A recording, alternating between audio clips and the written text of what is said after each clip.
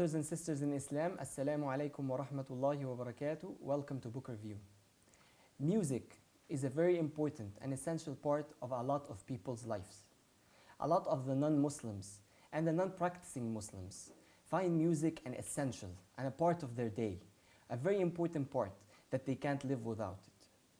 What happens when the non-Muslims becomes Muslim? What happens when the non-practicing Muslim becomes a practicing Muslim? How can he leave music? Our book for today is The Music Made Me Do It. A very interesting book that would help you to leave music, that would show you how to do that. This book is written by Dr. Johar Mushtaq. We are proud to have with us Brother Mustafa Moore to review this very interesting book. Brother Mustafa, thank you for being with us. We really appreciate it. Jazakallahu khairan. Ameen wa jazaka. Brother Mustafa, you actually read the book.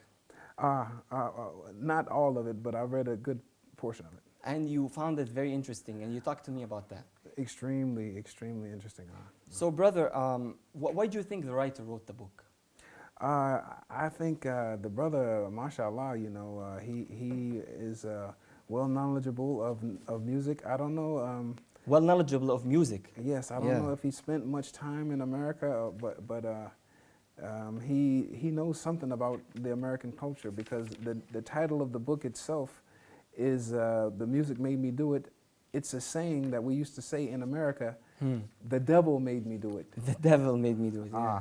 But if the context in which he used the title, it is the same. It's practically the same. It gives you the same feeling, and it pushes the same meaning of the devil making you do it. So, brother, just give us a brief about what you got out of the book, just in general. The book itself kind of reminded me of my life before Islam. I was very addicted to music. Like you said earlier, I felt like I couldn't live without it. I remember being to the point to where I had to have a radio beside me, one that played music like all through the night so I could sleep. I was, and even before, recently, before I became a Muslim, I was listening to reggae music. I don't know if you're familiar with that. Yeah, I know. But okay, but like reggae music, they use live instruments, and it's like got a very rhythmic vibe with it. Man. Yeah. So it's very easy to fall in love with that music, man. So and you were totally addicted to that. I was having problems. I was having some problems with my stereo, but I was still buying CDs that I never listened to because I accepted Islam. So I never listened to the CDs, at all. But I was just, I had to have the music. I remember it's an interesting story actually. The brother who's actually he's my cousin. He was the one who helped me to find. I was Muslim before I met him, but I had never met a Muslim. Okay. So alhamdulillah, he brought me to the masjid and showed me how to pray and stuff like that. Mashallah. And I remember asking the brother, I was still still 1 foot in the dunya, 1 foot trying to make it into the masjid. I said, Aki, what kind of music do you listen to? And he laughed. He said, "We're Muslims." No. He said, "Brother, I don't listen to music." Yeah. And I was like, wow, like someone turned the lights off. Okay. You don't listen to music, And What's wrong with you?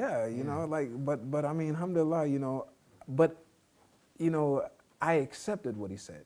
I didn't, oh man, whatever, no. But that transition, that part of your life, was it difficult? The transition, moving from a person who's living with music to a person who doesn't listen to music at all? Well, no, Allahu Alam, but I believe it was something from Allah. Because I had a nice system. I had a nice, I believe it was a JVC or something like that. It was a nice system I had got from like J.C. Penney's. Okay. It's like a high name in America, the store itself. So, you know, I went there, I got a nice system, you know, because I wanted to have, you know, some good tunes, you know. And I had the system, you know, maybe like a year, maybe 2 years or something like that. And it started giving me problems, you know. And it would turn on without me turning it on, turn off whenever I was listening to it. You know, if it felt like turning off, Allahu Alam. I never found out what was wrong with it, you know, but I mean, you know, alhamdulillah, you know, but it was easy in general.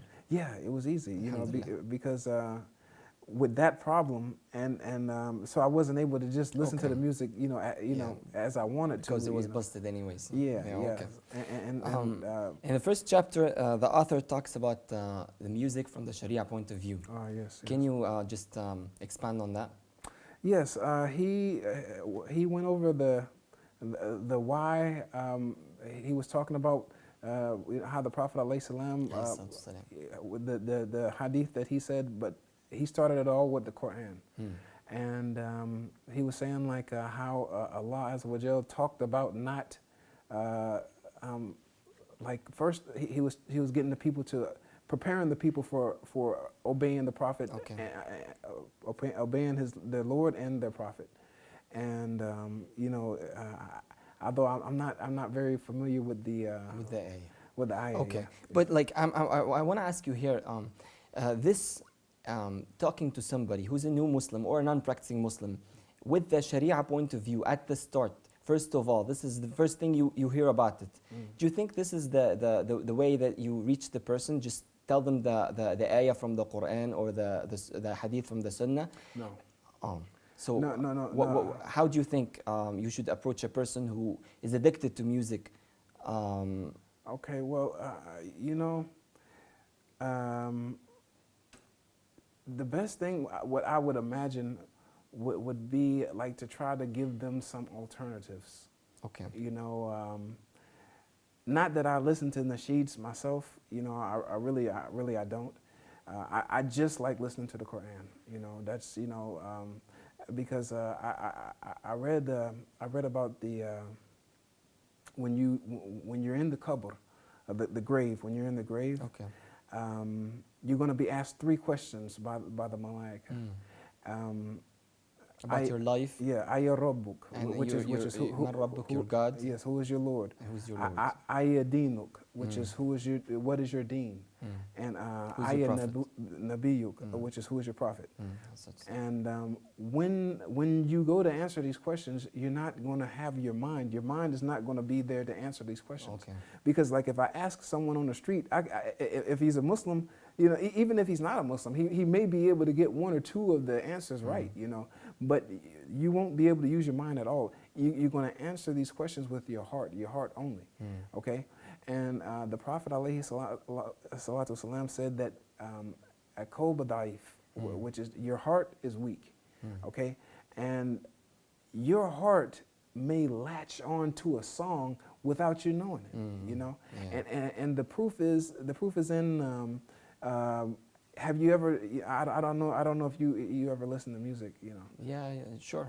All of us used to listen to music. Okay. But have you ever found yourself like, you know, just walking down the street? Unfortunately, that's not something we're proud of. No, without a doubt, no. But have you ever found yourself like walking down the street, or you know, maybe in a shower or anywhere, and then a song pops in your head? Yeah. Okay. It happens all the time. Used to. Alhamdulillah. Alhamdulillah. But see, this is because of your heart, because your heart wrapped around that song and it loved the way. So you think it's more appropriate for the writer to start with such a hadith like the Day of Judgment and the punishment on the Day of Judgment on not obeying Allah? It's more appropriate than starting with the Sharia point of view regarding the music issue in itself, in order to advise the reader to stay or refrain from music. Well, if you're talking to non-Muslims, it may be kind of harsh, a little bit, you know. But I don't know the audience that he was. I would imagine he may have been trying to target, but no. I think he might have been aiming more towards Muslims that believe in Islam, but they happen to listen to music. You know, I believe that was more of his audience. Because So Muslims that already know that music is prohibited, that's haram. maybe you know That's his target. I myself have seen some very strange things. Muslims who have no clue that music is impermissible, which is strange for me because I haven't been Muslim all my life, but I mean for the time that I've known, like I told you, when my cousin told me about the music being haram, this was at the front of me being Muslim, so I mean, and I accepted it. So, but see that goes in the company that you keep and the type of people that you hang around. But he then moves to scientific relationship of music and emotions and to biological effects of music on the body. Yeah, like I think this makes it more appropriate to those who are non-Muslims or new Muslims. These parts of the book or parts of the first chapter, I think they will be dedicated more to the new Muslims. Yes, yes. So? That part there was very nice. It was very well organized, and he made a lot of sense with it. And he let you know that and it's affecting more to the new Muslims or to those who don't know that music is haram. Right? So and he even he began the chapter with asking a question.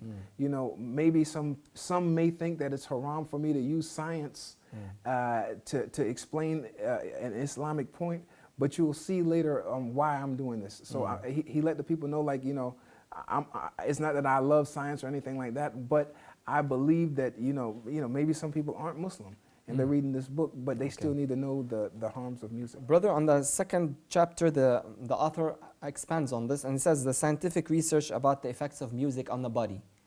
I think this is a very interesting topic that he talks about in his book. But how can this relate to the issue that the book is dedicated for? Well, he wants to make the book. He wants to make his story complete. Okay. And he lets you know that not only does when he was mentioning the mind, he was talking about like music can be like hypnotic, put people in a hypnotic trance. And I personally, I witnessed something like this. When I graduated from my college in 2005. Okay. I went with a brother. I was happy that the brother came to my graduation. Like at the time, like I was going through a changing. I had like long hair and I had my beard and stuff like that. So my family didn't want to have too much to do with me. But this brother, no, excuse me, I don't want to say this brother because he's not a brother. Okay. But this man, he and his wife and some of his friends, they came down to see me graduate, Okay. So, after they did that, I was, I kind of felt indebted to him. So he said, hey, let's go to my house. So, okay, I went to his house with him. And he pulled out, they play some drums, And, so they pulled out the drums and they started playing the drums. I mean, I had never played the drums before, I never, but I'm like, I'm, the guy, I'm thinking he was all right, so I'm playing the drums and you felt that actually at that time? Yes. Yeah. It was like a, there was an effect. Yeah, it was like a trance, It was like a trance. I had never played the drums before, but when he showed me, I have no idea why, but he was recording it, He was recording it, but when I saw it, I'm looking at myself and I'm like, wow, I look like I was a professional. Like, I had never played. You were playing yourself? Yeah. Oh. I mean, I thought he was doing that. No, no. I mean, he was playing also. Okay. It was a group. It was like it wasn't just like it was like it might have been like 5 people. 5 you felt 8. at the time the effect that the music has on the body. Yes, yes. It was like like hypnotic trance. Playing the music, But it was fun. But what does he try to prove here? No, he wants to show that there is harm. That there's harm in the music. And this is something that I knew before Islam. Unfortunately, I wasn't Muslim, you know, I went to places that weren't very good, but I mean, you know, I didn't know, I'm young, and you know, I'm trying to have what they consider to be fun, you know, and we would dance, you know. So that's why, brother, he moves into the next chapter and he talks about sex and drugs and rock and roll, right? Sex, drugs, and rock and roll. Yeah, that's what we're going to talk about after the break. Dear brothers and sisters, we will take a short break and we'll be right back, so stay tuned.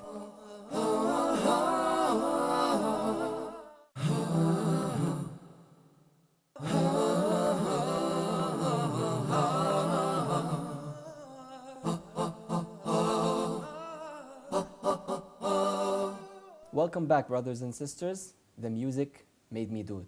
That's our book for today. With us is brother Mustafa Moore to review this book. Welcome back, brother. Welcome. Brother, we stopped at chapter 3, sex, drugs, and rock and roll. Yes. What do you have for this chapter? Sex, drugs, and rock and roll. Actually, this in America, This is a chapter you don't want to talk about. well, actually, it's a saying in America. Okay. I've been hearing it all of my life since I was a kid. You know, Okay. talking to sex, drugs, and rock and roll. But it's like it's a rock and roll term. The people that listen to like rock and roll, they're into sex and drugs. I mean, unfortunately, you know, it made its way into all music fields, you know. So I mean, yeah, you know, it's like most of the musicians, they do drugs. This is like where the majority of it comes from. They feel like they have to do drugs because they work long hours, and they feel like they need to be in a mind-altered state to be good in their music playing, you know. So, which is subhanAllah, you know. If you think about this is a harm for your body, you know. Exactly. Yeah. So. Yeah. But here he's talking about the relationship of ghina to zina, and he's talking about relationship of ghina to hypocrisy. What is this?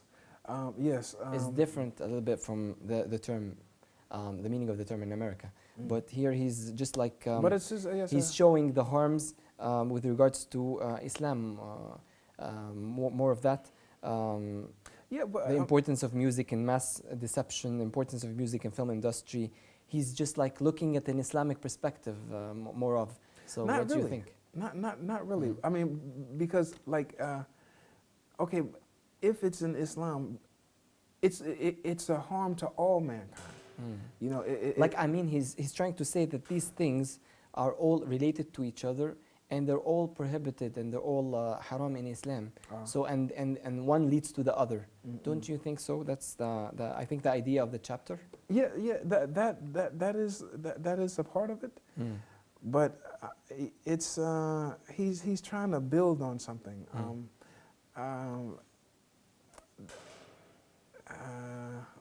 Like in the first chapter, he was talking about the music from the Sharia view. Then he moved on to this scientific research about the effects of the music on the body, and then the sex, drugs, and rock and roll. He's going in a sequence. He's trying to prove a point, and that's what I think. What do you think? Yeah, he's working on. He's trying to establish a basis. Exactly.